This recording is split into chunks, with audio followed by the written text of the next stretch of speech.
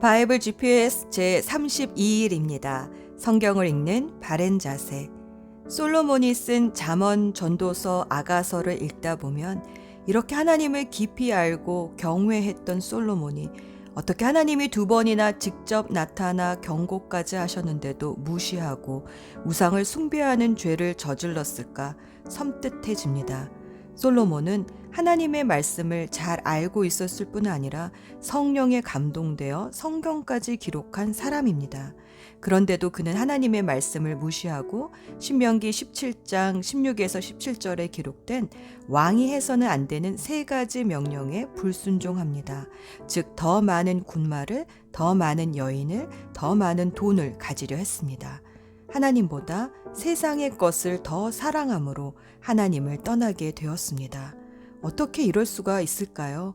모든 것을 가진 솔로몬의 인생에 단 하나 빠진 것이 있습니다. 그것은 바로 고난입니다.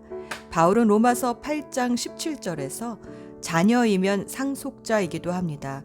우리가 그리스도와 함께 영광을 받으려고 그와 함께 고난을 받으면 우리는 하나님이 정하신 상속자요 그리스도와 더불어 공동 상속자입니다. 라고 말합니다.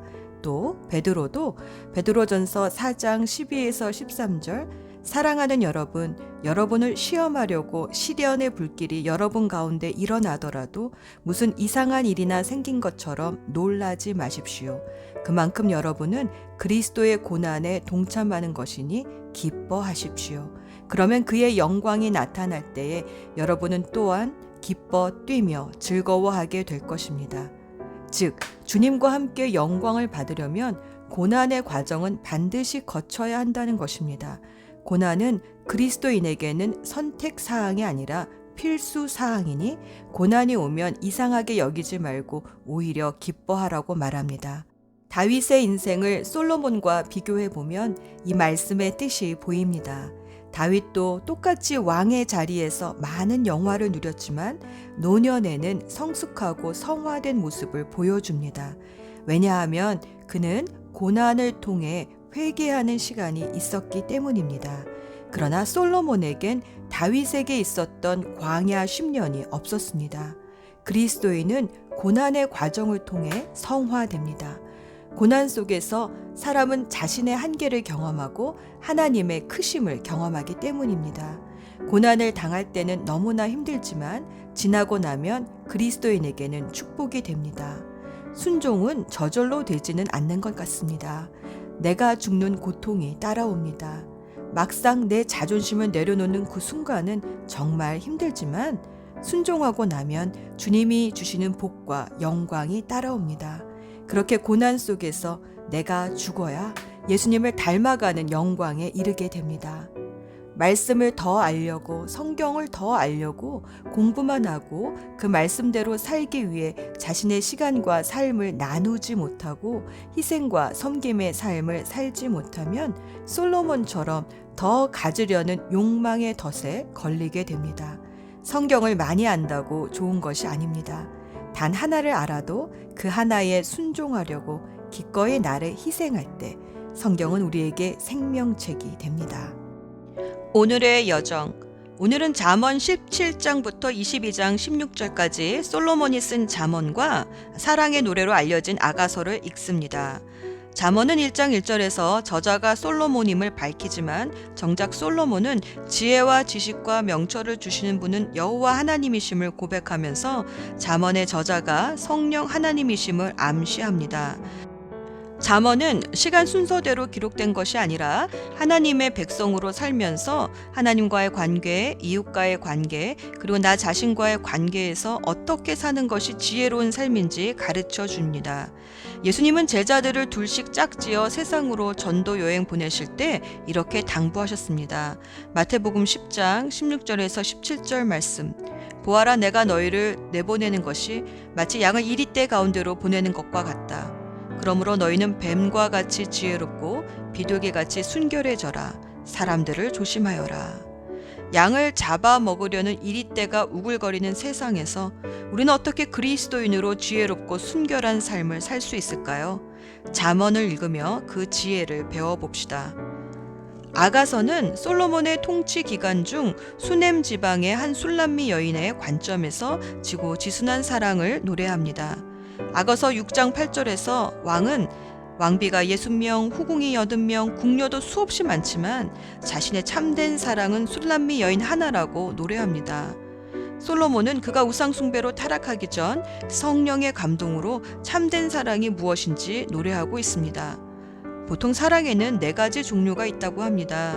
성적이고 육체적인 사랑인 에로스, 부모와 자식 간에 이루어지는 혈육적인 사랑인 스트로게, 그리고 친구와의 우정 같은 사랑 필리아, 그리고 하나님이 사람에게 주시는 무조건적인 사랑 아가페. 그래서 이 4가지 관계를 인간은 에로스에 의해 태어나고 스트로게에 의해 양육받으며 필리아에 의해 다듬어지고 아가페에 의해 완성된다라고도 합니다. 아가서에는 이 4가지 사랑이 다 나옵니다. 우리는 보통 에러스적인 사랑 그러면 저급한 것으로 여기는데 성은 하나님이 부부 안에 주신 거룩한 선물이고 축복입니다. 아가서는 그것을 아무 부끄러움 없이 드러내고 있습니다. 여인을 재산의 목록처럼 취급하던 그 시절에 아가서를 통해 여인의 아름다움과 사랑의 존귀함을 거침없이 드러내고 있다는 것이 참 놀랍습니다. 여인을 묘사하는 형용사는 사랑이 성숙해가면서 더 풍부해지는데 이는 사랑이 성숙해감에 따라 더 아름다워지는 인격을 노래하는 것입니다. 예를 들면 여인의 코에 대한 찬미는 7장에 가서야 나오는데 이는 보이지 않는 냄새를 분별하듯 영적인 분별력이 생긴 신도의 성숙함을 노래합니다. 아가서는 시적인 표현으로 많은 이미지를 그려내기 때문에 다양한 해석들을 할 수 있다는 재미가 있습니다.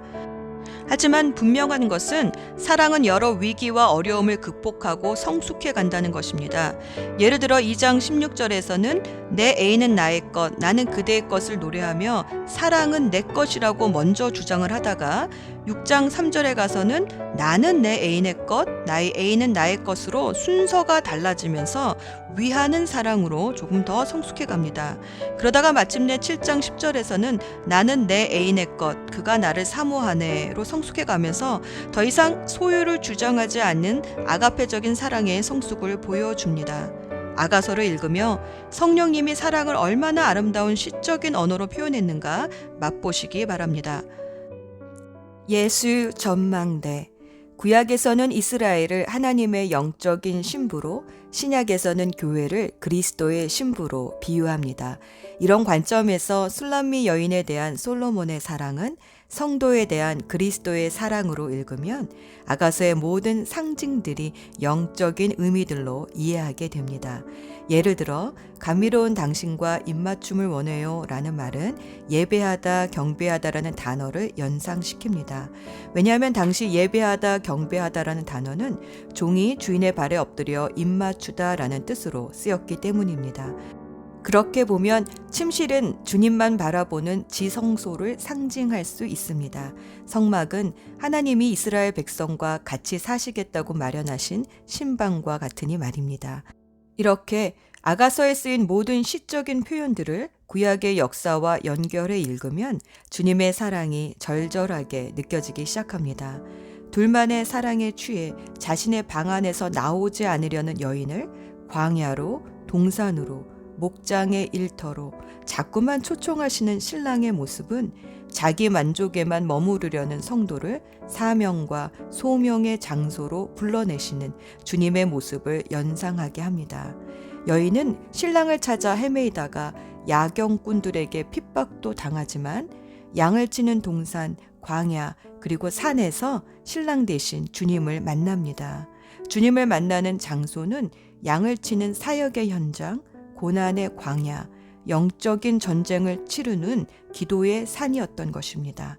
드디어 신랑을 만나 왕의 병거에 올라탄 여인의 아름다운 모습은 이제 용사가 된 성도의 성숙한 모습을 보는 듯합니다.